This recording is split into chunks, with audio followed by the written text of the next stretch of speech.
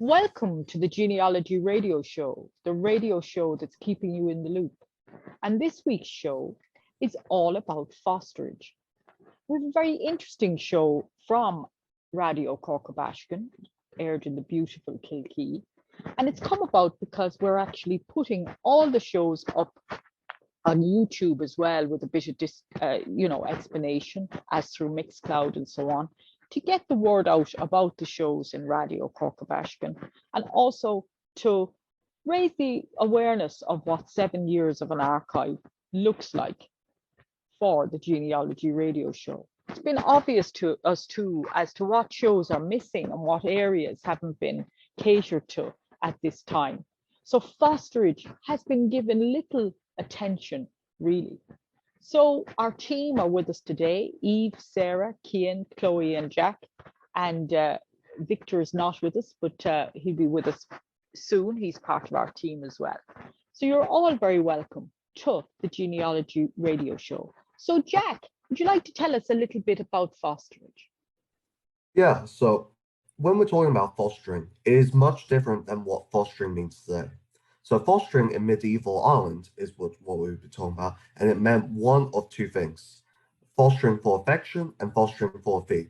Fostering for a fee was the much more common practice and is the basis of the sort of societal institution or culture that we will be talking about today. Fostering for a fee was taking in a child, either a boy or a girl, for a fee.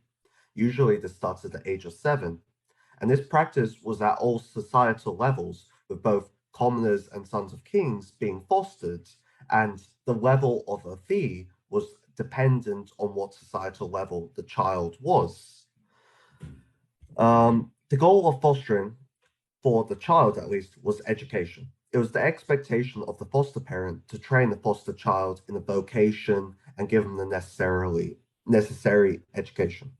There was also ecclesial fosterage practice at the time, where the church would take in some child and educate them. Fosterage in Brehon and Medieval Ireland were often used for political and financial gain on the turn for the parents. That's why the parents did it. Fosterage played a key part in developing contacts between powerful people and families. Fosterages were an important tie between the foster parent and foster child, and so when the foster child was from another noble family, relationships could be improved between the two families, and there's a culture that the foster child has a lifelong sort of owe to support his foster parents, which was very important if that foster child was from a powerful family. It was customary that the foster child would provide aid, and which creates if an important distinction in fosterage is the distinction between patronal fostering and clientele fostering. Clientele fostering is when a higher class family gives their child to be fostered by a lower class dependent of the foster child's father. The act reinforces the power relationships between the two families and keeps the connection and trust between the two families, and that's why it was practiced. I'll pass it back to you, Lorna. Thanks very much, Jack. And I looked at the sources that we've got. We've got some wonderful articles by Clodagh Tate. We have Tom O'Donnell's work, Peter Park's work, and some great theses, the 1943 thesis by Seamus O'Hinshaw, and I must get my hands on that, and it's available in UCD. Some wonderful articles in History Ireland that we refer to, and History Ireland has been very good to the Genealogy Radio Show by providing a magazine every month, and we've often used sources from that, so we'd like to thank them for that support. And the sources are really good because it isn't just in medieval times that fosterage is important. It's going back to legends, it's going back, it's ubiquitous, it pervades every part of the life of Irish culture. And Sparky Books writes about it as well in relation to identity and culture. I'm doing a lot on that in research at the moment on identity and culture. And I find it fascinating just to see how fostering ties into what's in, what's out, what's good, what's bad, and how acculturation forms and how it's represented in the law books. It's often, some people would kind of often tie it in with gossip, right? It might be, but it's a different thing. it's a different relationship to that. So Ireland provides a very complex set of relationships. It's not this simple little kind of pastoral type of landscape that you're led to believe that the relationships relied on. Underneath the surface, there's a great deal going on. And it's examining those relationships between the client families and their foster children, which is important as well, because it lasts longer than one generation. And we can see that through the contracts that would be identified by Luke McInerney's work of the McClancy contract in 1580, where it's to the foster child or foster person and their heirs and so on. So this is really, really significant at this time, that we would understand that it's a relationship that lasts longer than life. And that's why it's really important to examine it.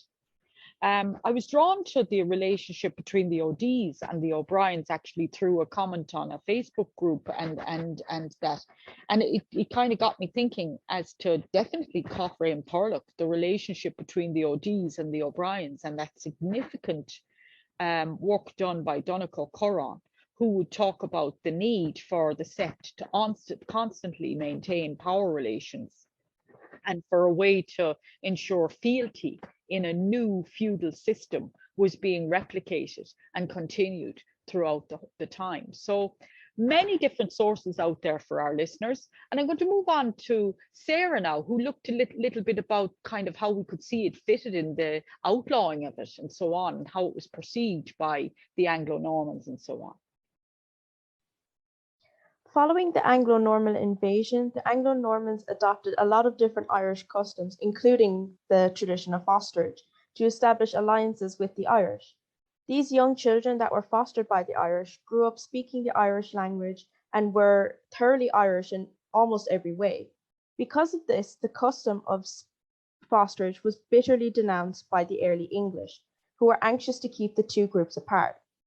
By the 14th century, the adoption of these Irish customs had become a point of concern for the royal government because of the divided loyalties they endangered and because they were seen as one of the causes of Gaelicization. Laws, such as the Statutes of Kilkenny in 1366, were passed outlawing the practice. Still, these laws appear to have had only limited effect, and they were undermined by the royal government's willingness to grant exceptions. The independent Irish outside the Pale were regarded as enemies and were assumed to possess their lands only by usurpation. The statutes began by recognizing that the English settlers had been influenced by Irish culture and customs. They forbade the intermarriage between the native Irish and the native English, the English fostering of Irish children, the English adoption of Irish children, and the use of Irish names and dress. Those English colonists who did not know how to speak English were required to learn the language. If not, they ran the risk of losing their land and their belongings, and many other English customs. The Irish pastimes of hurling were to be dropped, and pursuits such as archery and lancing to be taken up, so that the English colonists would be more able to defend against Irish aggression, using English military tactics. Many other statutes were passed to try stop the mingling of the English settlers, like the Statutes of Kilkenny, and the Irish, therefore trying to stop the custom of fosterage between the two groups. I'll pass it back to you, Lorna. Thanks, Sarah. Fascinating stuff. And Cian, you looked at it in legend and so on, which was very interesting. The theme of fosterage was a prevalent one in Irish mythos, prominently in the case of the Celtic god Lugh and his foster mother, Taltu. She was the only mother he had ever known, and when she died, he was so overcome with grief that he founded the annual festival of Lunasa in her honour at Teltown in County Meath, between Navan and Kells, where she had lived and was buried. The Tale of Deirdre of the Sorrows is similarly a story themed with the basis of fosterage. Deirdre was the daughter of the king's storyteller, Felimid MacDowell. Cathbad, the king's chief druid, prophesied that the child would grow up to be so beautiful that kings would go to war over her. Much blood would be spilled, and Ulster's three greatest heroes would be exiled. Hearing this, many people called for her death, but the king of Ulster, Concobar MacNessa, refused to have a baby murdered, so took her into fosterage. He gave her to a druidess named Lerigam and ordered her to be reared in the forest in isolation, where she could cause no harm. Deirdre grew up to be a beautiful young woman, and one day, quite by chance, met Nisha, a warrior at the king's court.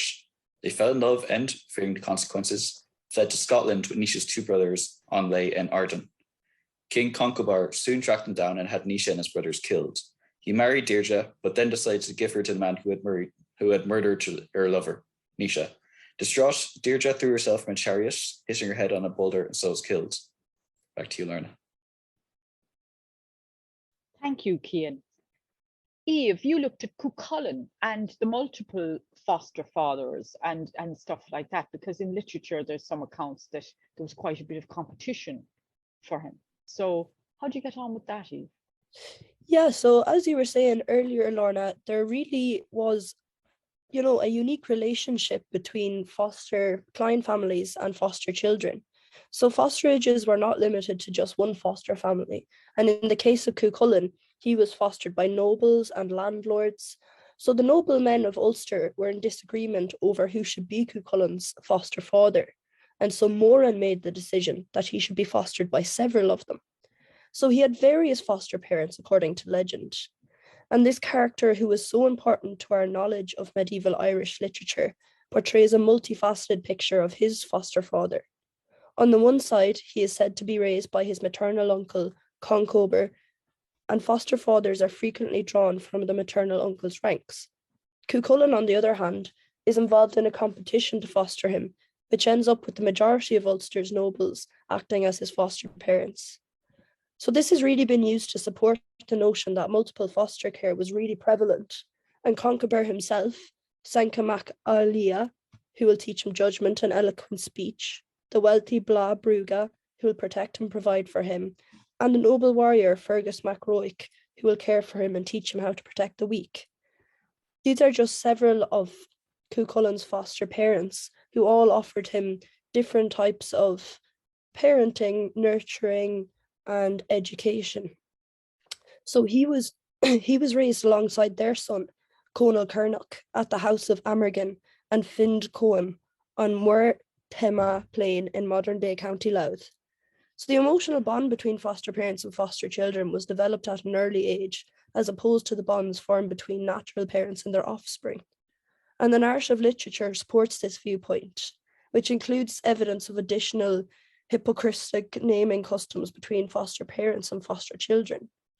In Táin Bó Callach, for example, Cuchulainn refers to Fergus as his popo. And the various accounts of Cuchulainn's fosterage really shed light on how that fosterage was conceived and portrayed, especially in Ireland. Back to you, Lorna.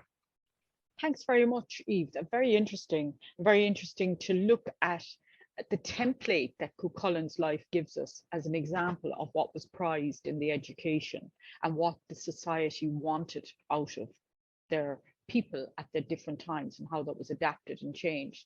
So Chloe, tell us a little bit about the requirements of fosterage. Certainly. So children fosterage in early medieval Ireland were actually given certain rules to follow regarding their upbringing based on the social class of the family that fostered them. These rules would include what they could eat and the types of clothing and even color clothing they could wear. So in medieval Ireland, porridge was a staple food for all children at this time, but it was how they were served and the flavoring within the porridge that depicted by their rank. So for the commoners, the porridge was water-based and was often flavored with salt. For nobility, royalty, porridge was made with fresh milk, though for nobles, this porridge was flavored with butter, while children of royalty added extra wheat in the porridge and was flavored with honey. Coloring clothing was given specific color for clothing that were given to children and fosters, regardless of whether they were commoners and nobles of the free class. Foster children of free men wore yellow, black, beige, and white colors. Noble foster children wore clothes of red, green, and brown, while blue and purple were only reserved for foster children of royalty. The coloring of the clothes is partly due to how expensive dyes were at this period of time. So clothing of purple and blue were more expensive to dye due to the equipment they need. So this is why it's more reserved for royalty. The color of these clothing, as well as trimmings such as brooches and ornaments of gold and silver were an outward distinction of the child's foster family rank. Now, the basis of foster fees, which vary between boys and girls. For foster sons, these fees were graded depending on their rank. So it'll be 3 cows for a farmer's son, up to 18 cows for a son of a king. While for daughters, they have a fixed amount there's a fixed amount of value more expensive than boys, regardless of their class. There's a variety of reasons why this could be, ranging from more negative reasons, such as men being more desirable for society, to women's uncleanliness, to having even less value in their handiwork, to more positive reasons, such as girls being used for diplomatic reasons and for a union between 2 clans based on marriage. Now I'm going to hand you right back to Lorna. Thank you very much, Chloe. And a fascinating era where we're looking at some of the work also that I meant to mention Fiona Fitzsimon's work in Gaelicized Ireland, which is, wonderful piece. And it's wonderful because there's not that much done on this, considering how important it was to Irish society. And what we would hope to do with it in a genealogical sense is start to look at the different ties between the different family surnames from the 12th century onwards and see that kind of interconnection impacting on identity and culture and acculturation of the different things that are happening and how it's forging alliances and bonds between certain groupings in society and how it operates and how it makes a society operate, especially in Thomond. So particularly interested in that. So I want to thank you all today. Really, really lovely show. And thank you very much for listening. And as we said, we air out on Thursday today at 4. So we're going to be on and also repeat it on Sunday. And also we've got plans to make sure that you get to hear the Genealogy Radio Show and be able to participate and so on. So thank you very much for listening.